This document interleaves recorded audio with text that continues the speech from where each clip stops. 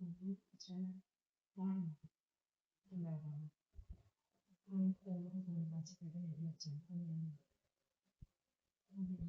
quindi mi sembra che per comunque semplificare questo gioco, perché quando anche se non è come se penso anche noi veramente differenza trovare sempre questo.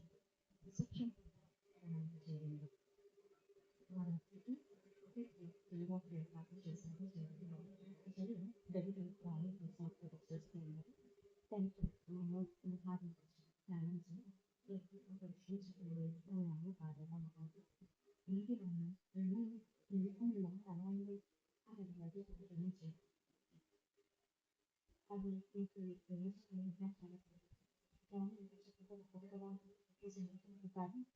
How to do it in the windows with the moonlight. We go to the suspension and use the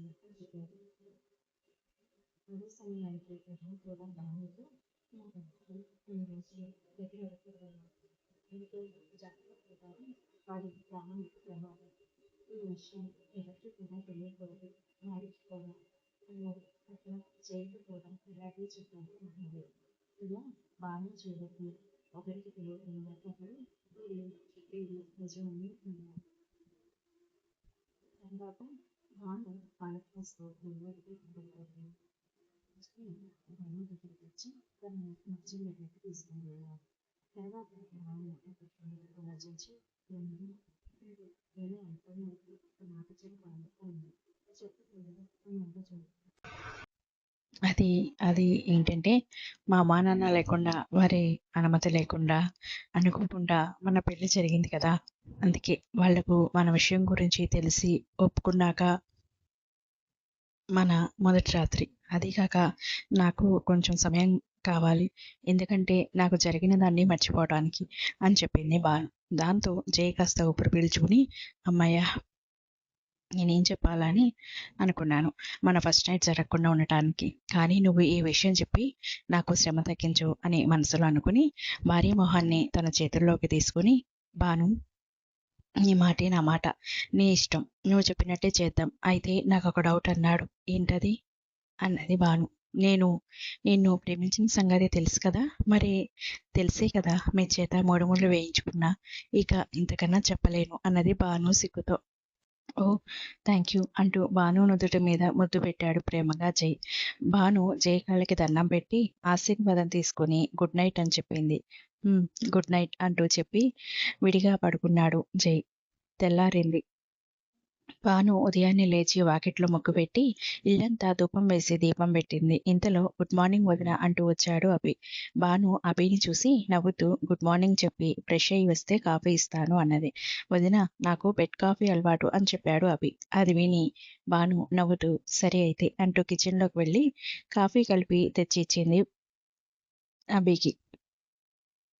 ఈలోపు మహా వాళ్ళు కూడా లేవటంతో భాను వాళ్లకు కూడా coffee ఇచ్చి భర్తకి coffee తీసుకుని వెళ్ళింది. ఇంకా లేవకుండా ముసుగు వేసుకుని పడుకున్న జైని చూసి కాఫీ పక్కన పెట్టి జై మీద ఉన్న దుప్పటి లాగింది. కానీ అక్కడ జై ప్లేస్లో దిండులుండటం చూసి ఆశ్చర్యపోతూ, ఈయన అప్పుడే లేచారా? మరి కింద కూడా లేరు కదా, ఎటు వెళ్ళారు అనుకుంటూ ఆలోచిస్తుంటే వెనక నుండి వచ్చి భానుని గట్టిగా హత్తుకున్నాడు జై. ఆ!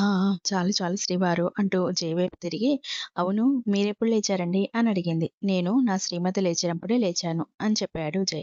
జై తన 2 చేతులు భాను భుజాల మీద వేసి, అవునా, అప్పుడు లేచి ఏం చేశారో? జిమ్ చేశానోయ్. ఎక్కడా? బయటనా? అన్నది భాను. కాదు, ఇంట్లోనే. ఇంట్లోనా? ఎక్కడ? అన్నది ఆశ్చర్యంగా. రా చూపిస్తా అంటూ భార్యను బాల్కనీ వైపు తీసుకుని వెళ్ళి జిమ్ చేసే రూమ్ చూపించాడు. భాను ఆ రూమ్లో ఉన్న రకరకాల వ్యాయామాలు చేసేవన్నీ కూడా చూస్తూ ఏదో గుర్తు వచ్చి జైని లాకెళ్ళి కాఫీ ఇచ్చింది. జై కాఫీ తాగి భాను దగ్గరికి వస్తుంటే దగ్గరికి రావద్దు, నేనేం చెప్పానో గుర్తుంది కదా అన్నది. చెప్పావు కానీ మధ్య మధ్యలో బ్రేక్ఫాస్ట్ లాంటివి కూడా ఉండవు అని చెప్పలేదు కదా నువ్వు అన్నాడు.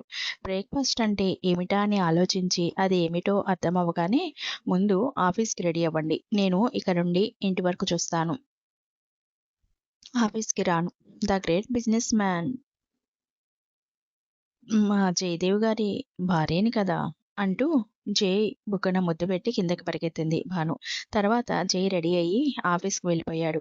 అలా నెల రోజులు జరిగిపోయాయి. ఒకరోజు ఉదయాన్నే పోస్ట్ అంటూ అరుపు వినిపించేసరికి భాను వెళ్ళి ఎవరు అన్నది. పోస్ట్ అతను నమస్తే మేడం, జయదేవ్ గారిల్లు ఇదే కదా అని అడిగాడు. ఇంతకీ మీరెవరు అని అతను మేడం నేను పోస్ట్ మ్యాన్ సార్కి పోస్ట్ వచ్చింది అంటూ ఒక కవర్ భాను చేతికొచ్చి వెళ్ళిపోయాడు అతను. భాను ఆ కవర్ వెంటనే చేసి లోపల ఉన్న చదివి చూసి షాక్ అయ్యి అయ్యో ఏంటి ఏంటిది ఇదెందుకు పంపించారు అసలు ఆ అవసరం ఈయనకి లేదు కదా, మరి ఈ నోటీస్ ఏంటి, ఎందుకు పంపించారు, అసలు ఎవరు పంపించారు అని అనుకుంటూ ఆ నోటీస్ని మొత్తం ఒకసారి చెక్ చేసి ఒక క్షణం ఆలోచించి దీని గురించి ఎవరికి చెప్పకూడదు అనుకుని దాన్ని లోపల పెట్టేసి జై కోసం కాఫీ కలపడానికి కిచెన్లో కూర్చున్న భానుని మహా పిలిచి ఎవరైనా వచ్చారా భాను అని అడుగుతుంది. అది విని లోపల అత్తయ్య చూసారు అప్పుడు అబ్బే లేదత్తయ్య ఎవరు రాలేదు, నీకు కాఫీ తెస్తా అత్తయ్య అంటే నీకు ఎందుకమ్మా శ్రమ, రంగి ఉంది కదా అన్నది మహా. మరేం పర్వాలేదమ్మా, ఆ రంగి చేతి కాఫీ తాగి తాగి చికాకు వేస్తుంది, ఇన్నాళ్ళకి అసలు కాఫీ రుచి ఏంటో ఎలా ఉంటుందో ఉదయం చేతి కాఫీ తాగితేనే తెలిసింది అంటూ వచ్చారు అవి. అతని మాటలు విని భాను నవ్వుతూ ఉంటే అప్పుడే అటుగా వచ్చిన రంగి అది విని అంటే ఏంటి బాబు, నేను కాఫీ కలిపిన కాఫీ రుచి పచ్చి లేదు అనేక నీ ఉద్దేశం అన్నది మొహం అదలా పెట్టి. అది వేరే చెప్పాలా అన్నాడు అభి. అమ్మగారు అంటూ దుఃఖమొహం వేసిన రంగితో వాడి గురించి నీకు తెలుసు కదే, వాడు ఊరికే నిన్ను ఆట పట్టించడానికి అన్నాడులే అన్నది మహా. కాదమ్మా నిజం అంటున్న అభి వైపు చూసి అభి ఇక చాలేరా చూడు పాపం రంగి మొహం చూడు అనేసరికి కామైపోయాడు అభి. దాంతో రంగి నువ్వు టిఫిన్ సంగతి చూడు, నేను అయ్యగారు వాళ్ళకి కాఫీ ఇస్తాను అని చెప్పింది భాను రంగేటో. తర్వాత కాఫీ కలిపి అందరికీ ఇచ్చి జైకి ఇవ్వటానికని రూమ్కి వెళ్ళింది పైకి. జై రూమ్లో లేకపోవడంతో చుట్టూ వెతుకుతున్న తనకి ఎదురుగా అద్దంలో నుండి తన వెనకే నించుని హక్ చేసుకోబోతున్న జై కనిపించడంతో అమ్మ దొంగ మళ్ళీ ఇవాళ కూడానా చెప్తా మీ పని అని మనసులో అనుకుంటూ పైకి ఏమీ తెలియని దానికి మళ్ళీ మొహం పెట్టి అయ్యో కళ్ళేరే ఈయన, ఒకవేళ జిమ్ దగ్గర ఉన్నట్టున్నారేమో, జిమ్ చేస్తారు కదా రోజు అంటూ జైకి దొరకకుండా జిమ్ దగ్గరికి వెళ్ళింది. దాంతో జై కోపంగా భార్య వెనకే వెళ్ళాడు చా అనుకుంటూ. తన వెనకే వస్తున్న భర్తను గమనిస్తూనే భాను జిమ్ రూమ్ దగ్గరికి వెళ్ళి అక్కడ అంతా చూసి అయ్యో ఇక్కడ కూడా లేరే అంటూ లోపల ముసిముసిగా నవ్వుకుంటూ పైకి స్విమ్మింగ్ పూల్ దగ్గర ఉన్నారేమో అని అటుగా వెళ్తున్న భాను వెనకే వెళ్తున్న జై ఏంటిది ఇలా తిరుగుతుంది, నన్ను తిప్పేస్తుంది అని అనుకుంటూ వెళ్ళాడు. భాను స్విమ్మింగ్ పూల్ దగ్గర నుంచి చుట్టూ చూస్తూనే జైని గమనిస్తూనే అయ్యో ఇక్కడ కూడా లేరే, మరి ఎటు వెళ్ళినట్టు అంటూ వరగా వెనక వైపు చూసింది. వెనక ఉన్న జై భానును హగ్ చేసుకోవడానికి తన చేతుల్ని ముందుకు చాచి ముందుకు వస్తున్న జైని చూసి పక్కకు జరిగింది. భాను భార్యని హక్ చేసుకోవడానికి ముందుకు వచ్చి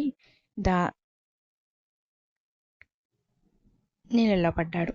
అది ఊహించని జై ఆశ్చర్యపోయాడు. తను నీళ్ళల్లో పడేసరికి అది చూసి హహహ అంటూ నవ్వుతూ భాను చూస్తూ ఉంటే అంటే నువ్వు కావాలని ఇలా చేసావా, ఉండు నీ పని చెప్తా అంటూ నీటిలో నుండి బయటకు వచ్చి భానుని పట్టుకుపోతుంటే భాను కాఫీ ట్రే పక్కన పెట్టి జైకి దొరకకుండా పరిగెత్తింది.